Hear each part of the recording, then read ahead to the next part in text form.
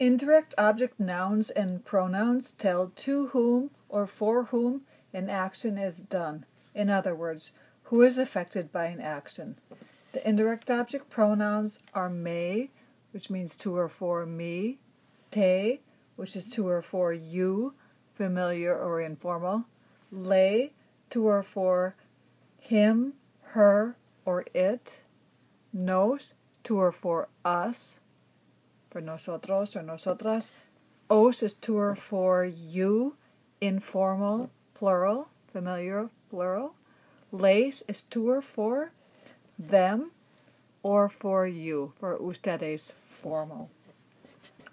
Indirect object pronouns have the same form as direct object pronouns except in the third person, le and les.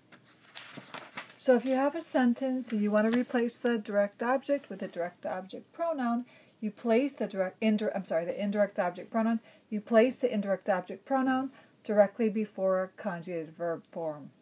So for example, in the sentence, te compro un regalo, place the indirect object pronoun te directly before the conjugated verb compro. So te compro un regalo. You can also place the indirect object pronoun to the end of the infinitive. Voy a comprarte un regalo. And you place it directly attached to the infinitive.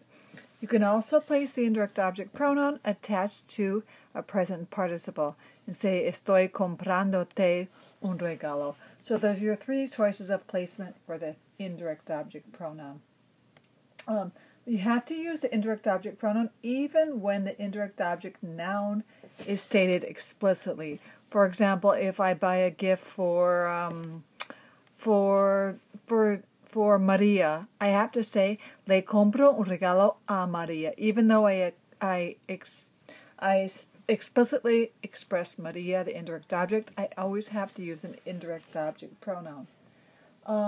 Notice that le and les can refer to various people. Le can be to him, to her, or to usted, and les can be to or for them or to or for ustedes. So to eliminate ambiguity, le and les are often used with the preposition a. So for example, if I say le compro un regalo a ella, that prepositional phrase a ella clarifies the le. Also, if I say les compro un regalo a ellos, this a ellos prepositional phrase clarifies the les. If you say te compro un regalo, there's no confusion about who you're buying the gift for. If you want, you can use the prepositional phrase a ti just for emphasis. So te hablo a ti. The a ti emphasizes I'm speaking to you. Made with Doodlecast Pro.